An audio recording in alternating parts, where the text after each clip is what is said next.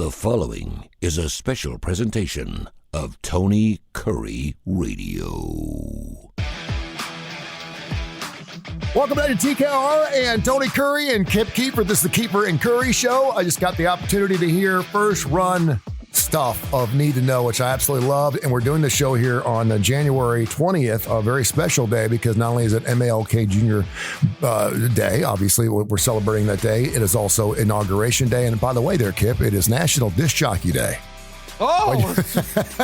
How about that, baby?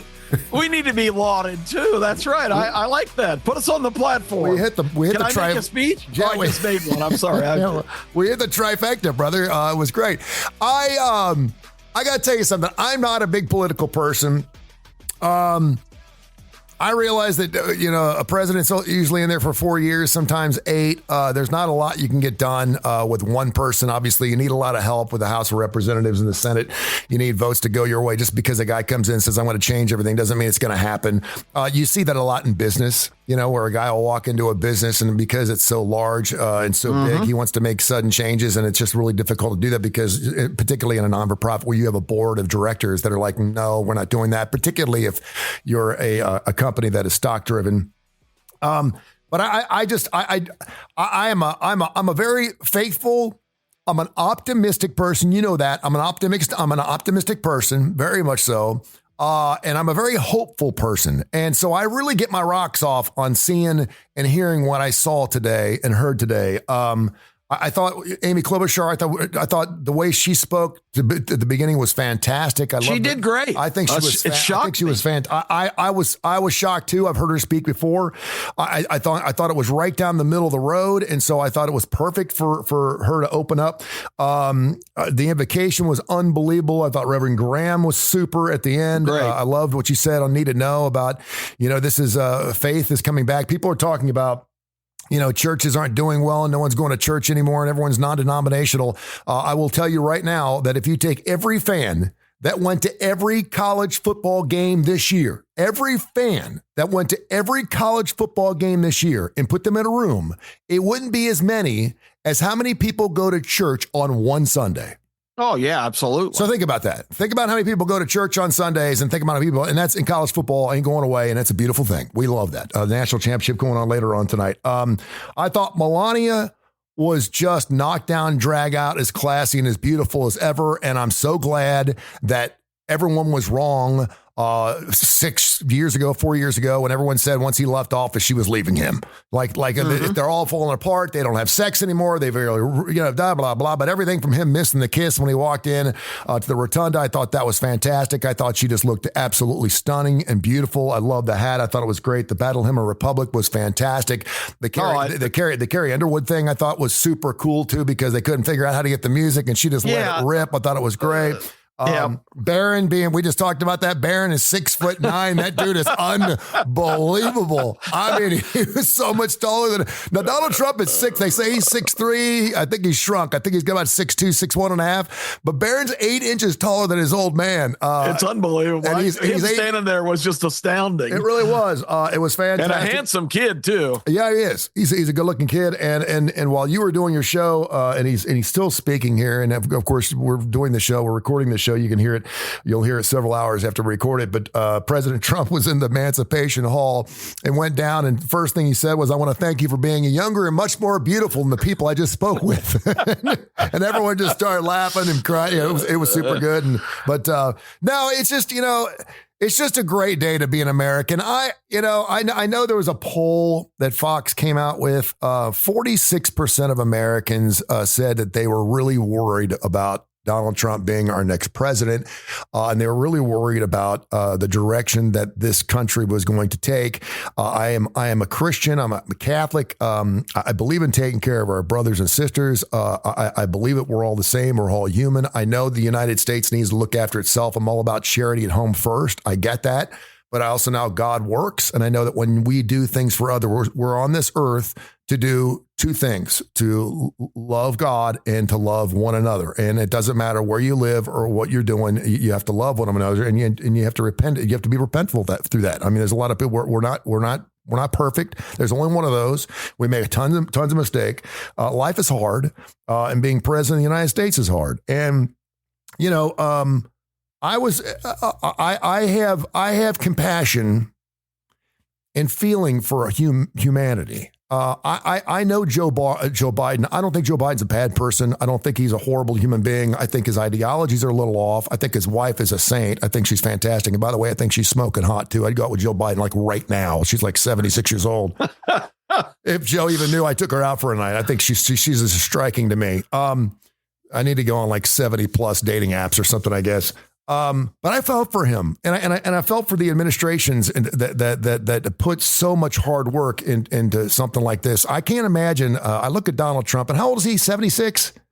78. He had a party last night. Yeah, I know. For the first time. This guy's got the energy of 1,000. I mean, this guy's amazing. Unbelievable. And to look at Joe and know he's just a couple years older, it's like, wow, genetics are amazing, aren't they? I mean, and this guy works his ass off. I mean, I've never seen a guy with the energy that he has. And let's remember when he was fighting against Hillary Clinton, who, by the way, is really showing her age as well as Bill is. They look really old. Yeah, they did. But what happened? She was winning that election, period. And what did she do? She stopped about 2 weeks prior to the election. If people remember, about 2 weeks prior to the election, I believe this is why Donald Trump won the first time. And if he had won the first time, I don't think he would have won. If he's not 45, he ain't 47. He had to win 45 to be 47. He had to be. If if Donald Trump had not been the 45th president of the United States, this would not be happening today. The Democrats would still be in office. And so she laid back and kind of took some time off, and he went out and hit the streets. And I mean, he was everywhere, 24 hours a day. And if we have a president that works his ass off that much, then we can only have good things to happen. I just wanted to share the way I thought. We were recording about an hour and a half late today. Because I was mesmerized by it. I certainly wanted you to watch it because I knew you wanted to speak about it. But I just think it's a great day for Americans. If you're not a Donald Trump fan, it's a great time to pray. We talked a lot about prayer today, which I always think is welcome. I love the invocation, and I love what Reverend Graham said afterwards. But yeah, it's time to pray, man. Time to pray and hope that God will work through Donald Trump and get everything done that he wants to get done. And that's at the core of all this, Tony, because I mention it all the time on this show, on every opportunity I get to do terrestrial radio or some of these national podcast shows that I've been asked to fill in.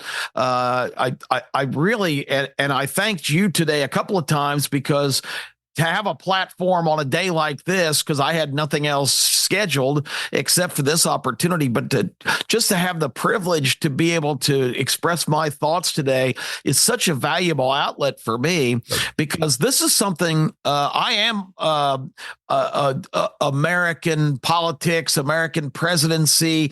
I think I've said before on the show, as a kid, I was a little different. I remember we got the Compton's encyclopedias. They came in a bunch of boxes. Somebody knocked on the door, convinced my parents that for my edification and education, I had to have these. Tony, when I was bored as a kid, I didn't, TV, there was no video games. There was TV, but it was like 3 channels and the soap operas or whatever. I got in the habit of just grabbing a random encyclopedia. I did too. Whatever letter it would be, I would know the presidents that had started it. I read every word as like a 5th or 6th grader. I was obsessed with the whole idea of how somebody could rise to that level and become the president of the United States. It's been something I've been obsessed with my entire life. And I pride myself on my knowledge of history and presidency. I heard somebody say early on in this election process that Donald Trump's trying to do something that's impossible, to become a president that doesn't serve in succeeding terms. And I don't remember if they've actually said it never happened before, but I knew all about Grover Cleveland. Sure. I can tell you Grover Cleveland, how he won the election in 1888, how he lost the election in 1884. He won. He lost to Benjamin Harris in 1888, but regained the presidency in 1892. He was governor of New York. I can tell you the whole story. This is one of my things, but one of my other things is, and I think this is a huge part of the story, and I know you and I share enthusiasm on this. At the core of this is kind of a renewal of faith and spirituality. We are having a big comeback in terms of religion in this country and recognition of God, and just our faith is being reborn.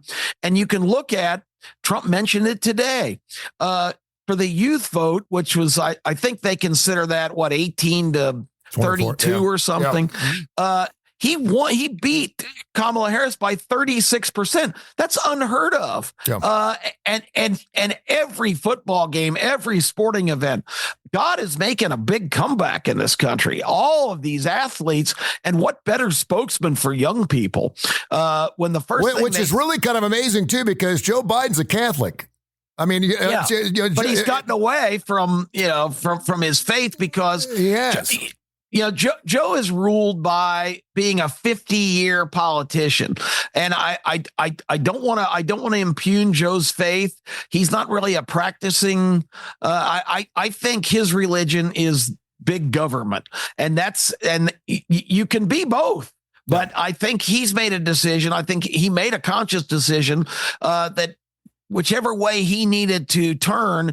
And let's face it, this whole movement that's wanting to transform America was not based at all on faith or trust in God. You don't hear that theme. In fact, it's more of a Marxist kind of communist thing that religion is, for fools. And I'm not saying Joe Biden jumped to that area, but he certainly aligned with that team. And it's amazing because Donald Trump, I don't think before his presidential run in 2016, I don't think he was over spiritual and religious.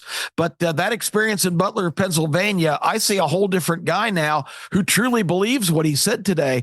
I was spared because I have a mission, and God preserved me to conclude that mission. And I think he truly believes it. And I think his whole demeanor and his whole approach is different. It was one of his longest ovations when he said, I believe that God spared my life so I could be the next president and, of course, make America great again. I totally agree with you. It's a lot of times where we'll take, I'm a lector at church. I'm a Bible reader. So as much as you know about a history, I probably know about the Bible, and certainly we can have a talk about that. But the situation with God is, what we need to remember is keep God number one, keep him first.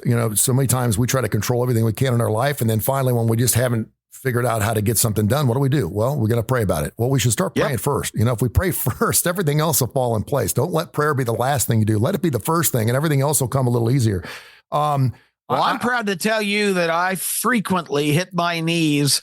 I don't just walk around and look up to the sky. I still believe in the old-fashioned get down on your knees and thank God for all of your abundant blessings. I thank God every day that I've been alive, that I'm an American, and I'm so proud to see some people starting to get that faith in common that I've always maintained. One of the worst things, was when the Kaepernick thing, taking the knee, not in a good way, but taking the knee during the national anthem, because I think along with God and certainly everything that this country goes to, God's everywhere. He's in our laws. He's in everywhere, and he's in everything this country stood for. And he was in everything from George Washington seeing an aberration of Jesus or God, on the field, to everyone that sat. And again, through the invocations, I just thought those were beautiful because there were so many different times where he was quoting different presidents about how presidents, including Scott and some of our Jackson, some of our wonderful presidents that certainly were Christians or really revered God and feared him. I will say one other thing too, and I think this is something that, when I went to Xavier, I was in a psychology class, and the first day we were in class, the teacher asked me, "What is the definition of unity?" And I thought, well, unity is when we all come together and blah, blah, blah, blah. And he said, well, we're going to spend the next 3 months on defining what unity means. And I really wasn't sure why we were doing this in a psychology class, but when it came down to it, you could break it down in a million different ways. It's when every individual part of a team or a thing or whatever is doing the best it possibly can do, and it all works together, and that's what makes a great unit. Unity just doesn't mean just being together. We're not having unity today. We're good friends. We know how to do radio, and we're talking, and so we are a great unit. So it's really hard to be great, because if there's just a couple pieces that aren't doing their job, then all of a sudden you don't have good unity. You don't have people, respecting each other, looking at each other. And we got to be careful in this country. And you talk about what a great country. We're spoiled. We are fucking spoiled. We are babies. As we were designed to be. We are 2 years old as a country. We are big babies. We don't want to be told what to do. We're not responsible. We're undisciplined. If there's a jar of cookies in the middle of the floor, we'll eat every damn one of them, and then want somebody to take care of our diet for us. We'll pay for anything. We don't want to go to the gym. We just we'll go eat. I mean, we are fucking spoiled. We are. And I know that. I know a lot of people do, and I'm not perfect. I certainly like to enjoy a 44-ounce gulp at Circle K once in a while, knowing it's not the best thing for my health. Okay, right? You go to any doctor's office, and you'll see 30 people in there, and 29 of them are morbidly obese, like 40 or 50 pounds. They wonder why they don't feel well. We got to be more disciplined as a country. We got to be more faithful as a country. We have to pray more as a country, and we have to do our part as a country. I think one of the things we're kind of forgetting, the one thing I think Donald Trump, I really love what he's doing, is he's given the power back to the states. He did that with the abortion thing. He's like, I'm not getting in the middle of this abortion crap. I'm letting it up to the states. And if you don't like it in Idaho, then move to fucking Ohio. You don't like it in Ohio, move to Florida. Oh, I can't move. Well, then fine. They don't have children. I mean, I don't know what to tell you. But I mean, I like the fact that we have our states, and that is what unity is to me. We have 50 of these bad boys. We're all trying to do a good job. Not every one of them's perfect, but we're all trying to do a good job. And that's what makes the United States of America great. And we need to do a better job. It trickles all the way down to our governors, to our mayors, to our city councilmen, to our school teachers, and to our parents, and to our children. And we all have to do a better job at remembering what Donald Trump was talking about, being number one, but also looking after each other and certainly loving one another to make us a better country. Yeah, we got to get back to the concept of public service instead of self-service.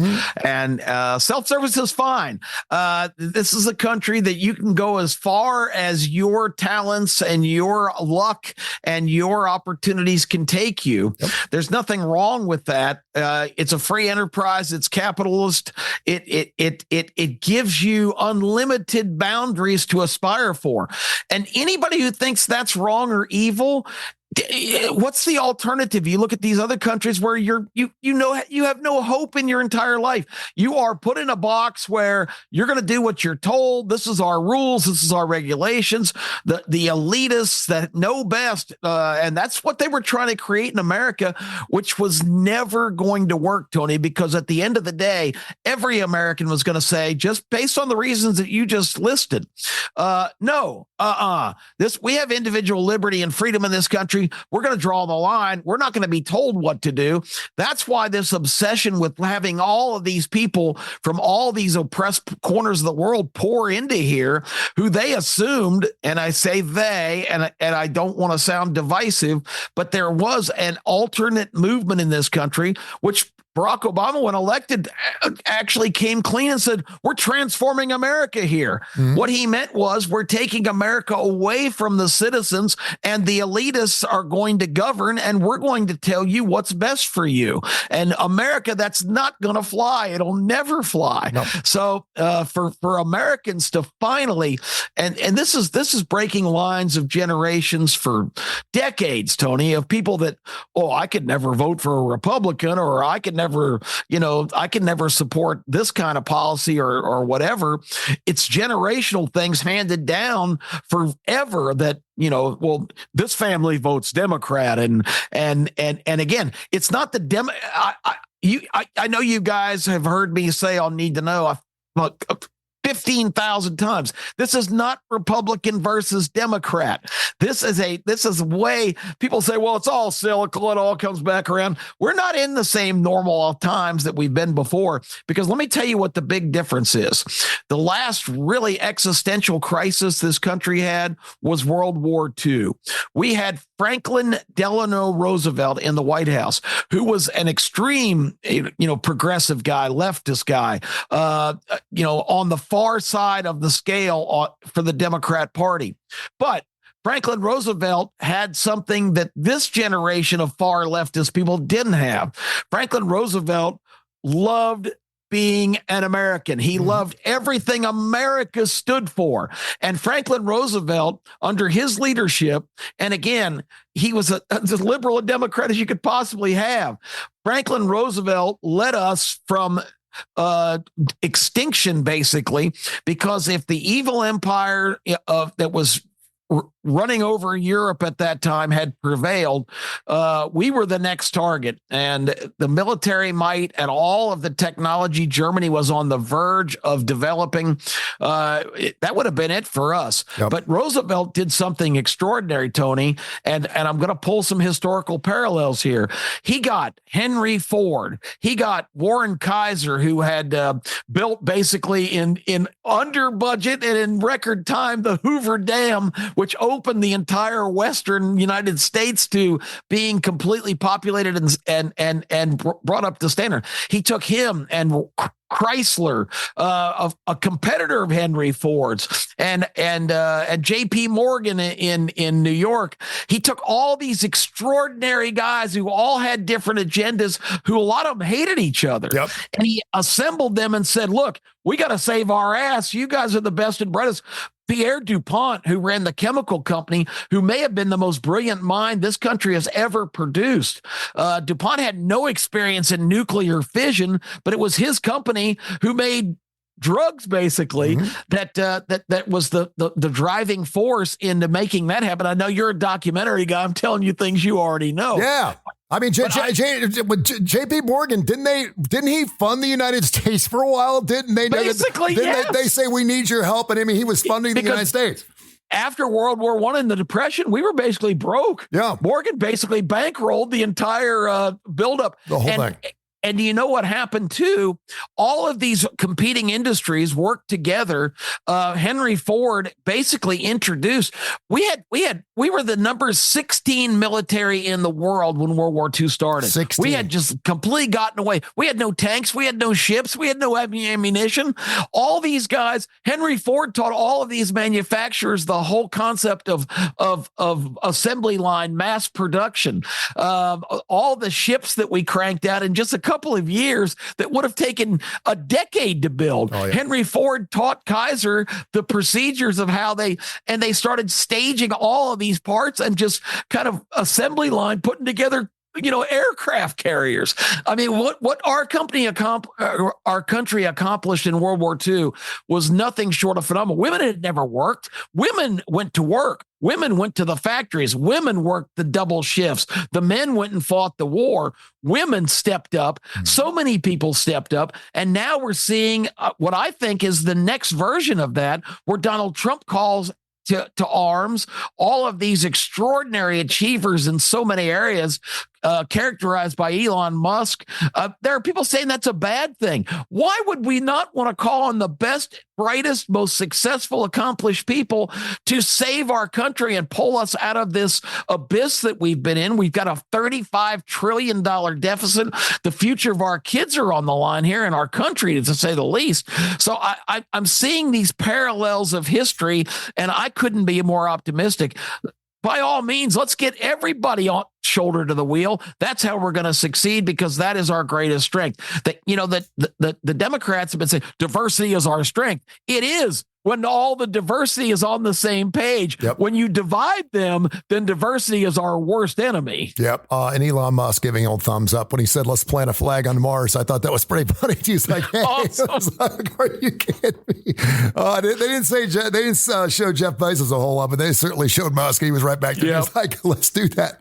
I thought that was hilarious. Hey, great stuff, man. It's just been a great day. I mean, it really is. I knew it was going to be a great day because of MLK Jr. Day. I did some stuff on Fox 6 this morning. We were talking about that. And it's just been an extraordinary day, and to watch that, and it continues to go on television. I may go back and watch some more of it, but it's just great a day to be American. Well, I do pray for Donald Trump's health, and I pray for his family. It's much like, I did sports radio forever, and in the 25 years, there's been a lot of different coaches that went through Auburn and Alabama, and sometimes the coach that you wanted didn't come through.